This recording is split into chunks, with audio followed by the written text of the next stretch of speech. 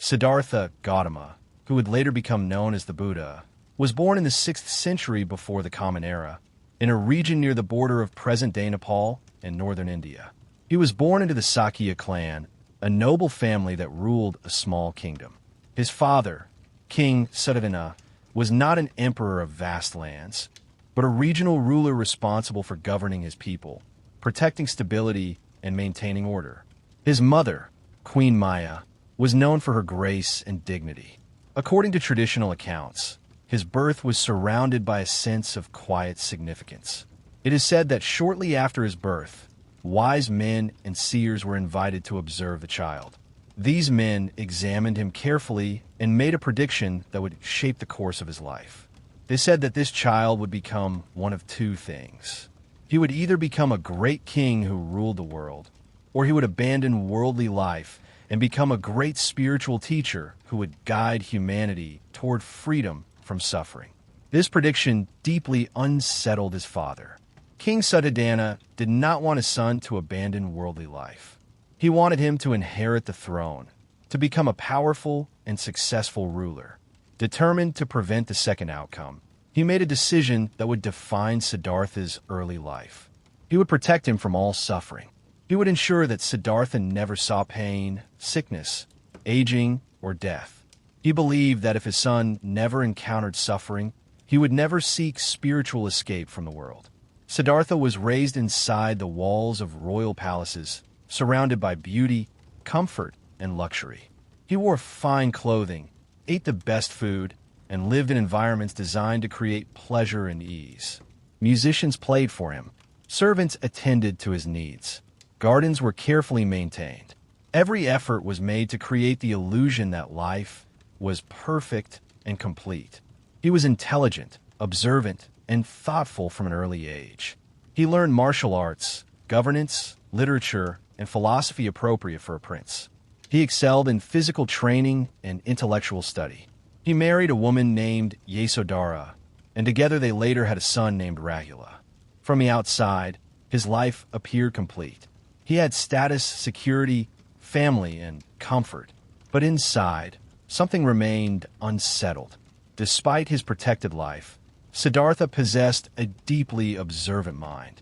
He noticed subtle imperfections in the world around him. He sensed that the comfort surrounding him was constructed, fragile, and temporary. He began to feel a quiet dissatisfaction that he could not fully explain. Eventually, he expressed a desire to leave the palace and see the city beyond its walls. His father, concerned about protecting him from unpleasant realities, ordered that the city be carefully prepared before Siddhartha's visit. Streets were cleaned. The sick and elderly were hidden.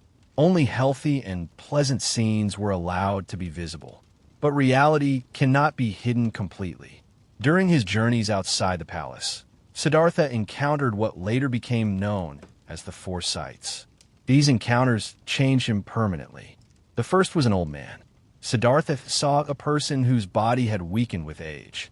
His back was bent. His movements were slow. His face was marked by time. Siddhartha was confused and disturbed. He had never seen aging before. He asked his companion what had happened to this man. He was told that this is what happens to all people who live long enough. Youth does not last. This realization unsettled him deeply. He understood that no amount of wealth or power could prevent aging. The second sight was a sick person. He saw someone suffering from disease, their body weakened, their condition unstable.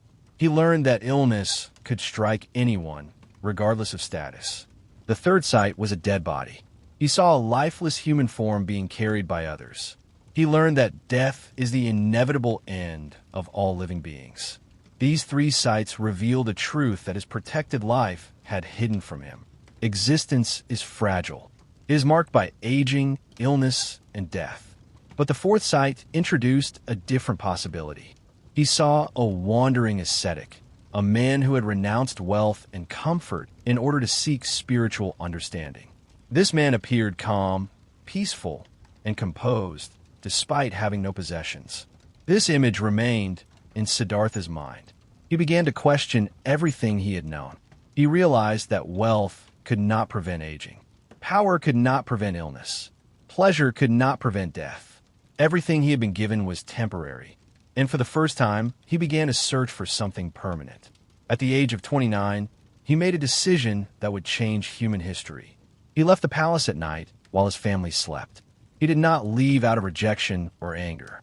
He left because he could no longer ignore the truth he had seen. He removed his royal clothing. He cut his hair. He abandoned his identity as a prince. He became a seeker. He began wandering through forests and villages, searching for an answer to a question that had no easy solution. Why do human beings suffer? And is it possible to be free from that suffering? After leaving the palace, Siddhartha Gautama entered a completely different world. For the first time in his life, he was no longer surrounded by comfort, protection, or certainty. He walked on dusty roads under the open sky, exposed to heat, cold, hunger, and exhaustion. He wore simple robes and carried nothing of value. He depended on the kindness of strangers for food. This was not a temporary journey. It was a complete abandonment of his former identity. He was no longer a prince. He was now a seeker, a man searching for an answer to the deepest problem he had ever encountered, the reality of suffering. He began by seeking out teachers who were known for their spiritual knowledge. India at this time was a land filled with philosophical exploration. Many individuals had left ordinary life to pursue understanding through meditation, discipline, and renunciation. Siddhartha studied under several respected spiritual masters. One of the first was a teacher named Eightfold Path, who taught advanced methods of meditation designed to quiet the mind and detach from physical awareness. Through intense concentration, Siddhartha learned to enter deep states of mental stillness, states in which ordinary thoughts disappeared and the mind became calm and expansive. He mastered these techniques quickly. His teacher recognized his ability and offered him a position as an equal, inviting him to remain and teach alongside him. But Siddhartha was not satisfied. Although these states of meditation brought peace while they lasted, they did not permanently end suffering.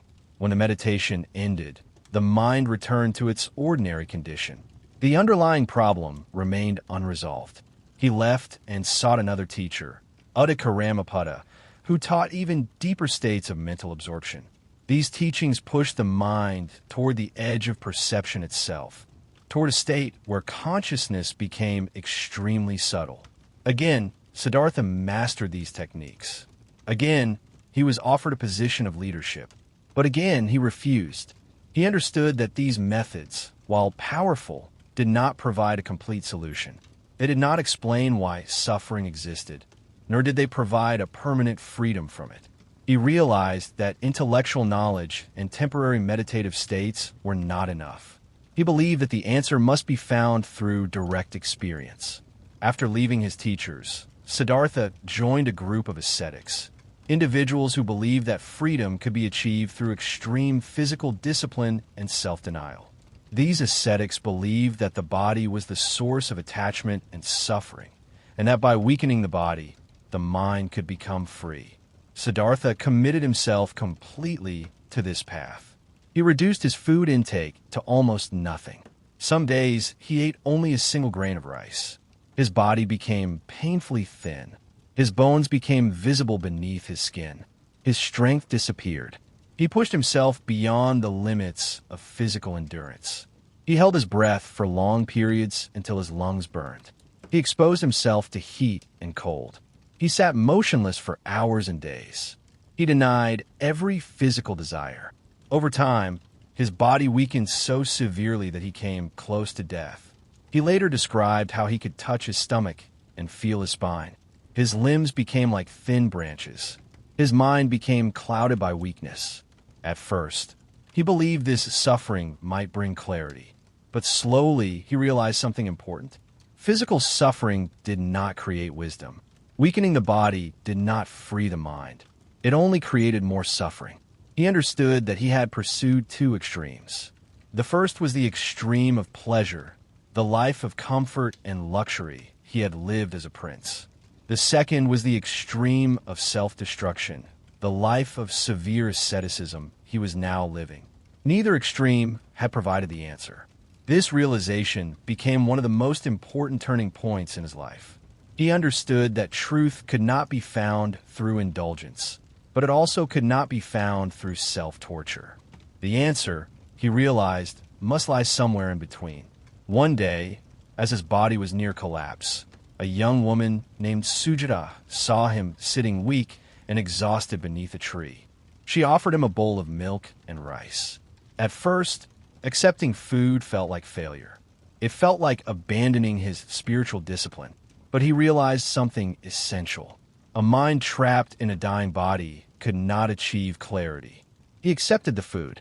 As he ate, his strength slowly began to return. His mind became clearer. His body regained stability. The other ascetics who had been practicing with him saw this and believed he had given up. They left him, convinced he had abandoned the path. But Siddhartha knew something they did not.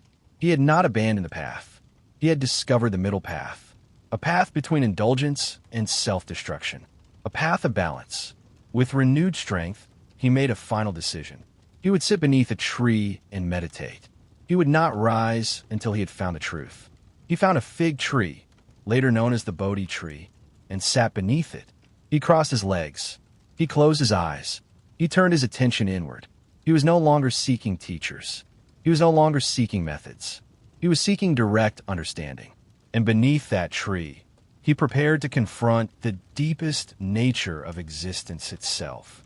Siddhartha sat beneath the Bodhi tree with a clarity and determination that had never existed in him before. He was no longer experimenting with techniques borrowed from teachers. He was no longer punishing his body. He had understood that neither luxury nor self-torture had brought him closer to truth. Now he chose stillness, awareness, and unwavering attention. He made a silent commitment that he would not rise from that spot until he understood the root of suffering and the way beyond it.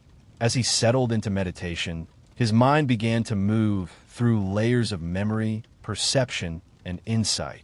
At first, ordinary thoughts appeared, memories of his childhood, his family, his life in the palace. He observed them without attachment. He did not chase them or resist them. He allowed them to rise and pass. Slowly, the surface of the mind grew quiet. According to the early Buddhist traditions, during the night of his awakening, his insight unfolded in stages. In the first stage, he gained a profound recollection of past lives. This was not memory in a simple sense. It was described as a direct seeing of the continuity of existence, an understanding that life did not begin at birth nor end at death in a simple, isolated way. He saw patterns of rebirth, actions leading to consequences across lifetimes. Whether understood literally or symbolically, this vision revealed something essential to him. Existence was not random. Actions had results. Choices shaped future experience. In the second stage, his insight deepened into the nature of karma and rebirth for all beings. He saw how beings move through cycles of existence based on their actions, intentions, and ignorance. He saw that ignorance, not understanding the true nature of reality, was at the root of repeated suffering. People acted out of craving, fear, attachment, and misunderstanding. These actions created consequences. Those consequences shaped future experiences. The cycle continued endlessly. In the third and final stage of the night, his insight penetrated the core of the problem. He saw clearly what he later described as the Four Noble Truths. These were not abstract philosophical theories. They were direct observations about life. The first truth was simple and direct. Life, as ordinarily lived, contains suffering. This suffering includes obvious pain, such as sickness, aging, and death. But it also includes subtle dissatisfaction. Even pleasure is unstable. Even joy contains anxiety because it will end. Everything that arises passes away. Nothing remains fixed. This instability creates unease. The second truth was about the cause of suffering. Suffering arises from craving. Craving for pleasure. Craving for existence. Craving for non-existence. The constant grasping of the mind that says, I want this, I do not want that, I must keep this, I must avoid that. This craving is fueled by ignorance, by not seeing reality clearly. We cling to what is temporary as if it were permanent. We cling to what is not self as if it were a solid identity. The third truth was revolutionary. If suffering arises from craving, then the end of craving brings the end of suffering. Freedom is possible. This was not a distant heaven or reward after death. It was a state of liberation available through deep understanding. The fourth truth described the path to this liberation. It was not extreme indulgence and not extreme self-denial. It was what he called the Noble Eightfold Path. Right understanding, right intention, right speech, right action, right livelihood, right effort, right mindfulness, and right concentration. These are not commandments imposed from outside. They were practical guidelines for training the mind and living ethically in a way that reduces ignorance and craving. As dawn approached, Siddhartha's insight became complete. He saw that all phenomena are impermanent.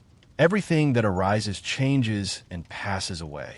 He saw that clinging to these changing phenomena creates suffering. He saw that there is no permanent, unchanging self behind the flow of experience.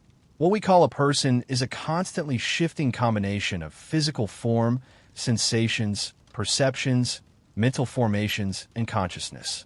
None of these elements are fixed or eternal. With this realization, something fundamental shifted. The ignorance that fuels craving dissolved. The cycle of grasping ended. He experienced what he later described as nirvana, the extinguishing of the fires of greed, hatred, and delusion. It was not annihilation. It was clarity. It was freedom from the compulsive need to cling. He was no longer Siddhartha the seeker. He became the Buddha, which means the awakened one. For several weeks after his awakening, he remained near the Bodhi tree, reflecting on what he had understood. At first, he hesitated to teach. He wondered whether people would be able to understand such a subtle truth. The nature of craving, impermanence, and non-self is not easy to see. Most people are deeply attached to their identities and desires. But compassion arose within him. He remembered the suffering he had seen. He remembered the confusion of his earlier life. He understood that even if only a few could understand, it was worth sharing. He stood up from beneath the tree, not as a prince, not as an ascetic, but as a teacher. He began walking toward the city of Sarnath, where the 5 ascetics who had once practiced with him were staying. They had abandoned him when he accepted food. Now he would meet them again, and there he would speak for the first time about the middle path and the truth he had discovered. When the Buddha rose from beneath the Bodhi tree, he was no longer searching. The restless movement that had defined his earlier life had come to an end. In its place was a stillness that did not depend on circumstances. He began walking slowly across the plains of northern India, not with urgency, but with quiet purpose. His destination was the deer park at Sarnath, where the 5 ascetics who had once practiced beside him were living. These men had abandoned him when he accepted food, believing he had turned away from the path of discipline. They believed he had failed. When they saw him approaching from a distance, they at first agreed among themselves not to greet him with respect. They believed he had weakened. But as he came closer, something in his presence unsettled their certainty. His posture was calm. His movements were steady. His face reflected neither pride nor shame. There was a clarity in him that they could not explain. Without intending to, they stood up to greet him. They listened as he spoke. This moment became known as the first turning of the wheel of Dharma. It was the first time he explained the truth he had discovered. He spoke about the middle path, the path between indulgence and self-destruction. He explained the 4 noble truths, describing suffering, its cause, its end, and the path leading to its end. He explained that suffering arises from craving, from clinging to what is impermanent. He explained that freedom comes not from controlling the external world, but from understanding the internal processes of the mind. At first, they listened with skepticism, but as he continued, they began to understand. One by one, they accepted his teaching. These 5 men became his first disciples, the beginning of what would later be known as the Sangha, the community of practitioners. From that point forward, the Buddha spent the rest of his life teaching. He walked from village to village, city to city across the Ganges plain. He did not claim divine status. He did not demand worship. He described himself simply as one who had awakened and who showed others the path. He taught people from all backgrounds, kings and peasants, merchants and laborers, men and women. He rejected the rigid social hierarchy of caste that dominated Indian society. He taught that the capacity for awakening existed in all human beings, regardless of birth or social status. What mattered was not where a person came from, but how clearly they saw reality. His teaching focused on direct experience. He encouraged people not to accept his words blindly, but to examine their own minds. He taught mindfulness, the practice of observing thoughts, sensations, and emotions without attachment. He showed that suffering arises not from the world itself, but from the mind's relationship to the world. He explained impermanence, that all things change. Every sensation arises and passes. Every emotion arises and passes. Every thought arises and passes. Clinging to these changing experiences creates tension. Letting go brings peace. He also taught compassion. He understood that all beings suffer because they do not understand the nature of their own minds. Instead of responding with anger or judgment, he encouraged understanding. Compassion in his teaching was not weakness. It was clarity. It was the recognition that others act out of ignorance and pain. Over time, his community grew. Monks and nuns joined him, leaving ordinary life to practice his teaching fully. Laypeople also followed his guidance while continuing their daily lives. His influence spread across regions, not through force, but through the quiet power of his insight. He established simple principles for his followers. Live ethically. Do not harm others. Speak truthfully. Act with awareness. Train the mind. Observe the nature of experience. He taught for 45 years. He aged as all humans do. His body weakened, but his clarity remained unchanged. At the age of 80, he reached the end of his life. He lay down between two trees in a quiet grove. His disciples gathered around him. They were filled with grief, but he remained calm. He reminded them of the central truth he had taught throughout his life. All conditioned things are impermanent. He told them to continue practicing, to rely on their own awareness, not on his physical presence. Then quietly his breathing slowed, and he died. But what he had discovered did not die. The Buddha had not created a religion in the conventional sense. He had discovered a truth about the human condition. He showed that suffering is not inevitable. It arises from misunderstanding, and through understanding, it can end. He began life as a prince surrounded by luxury. He abandoned everything to search for truth. He faced suffering directly. He discovered its cause. He discovered its end. And he spent his life showing others the path to freedom. More than 2,000 years later, his teaching continues to guide millions. Not through force, not through fear, but through understanding. He did not conquer lands. He conquered suffering. He did not rule nations. He revealed the nature of the mind. And in doing so, he became the Buddha, the awakened one.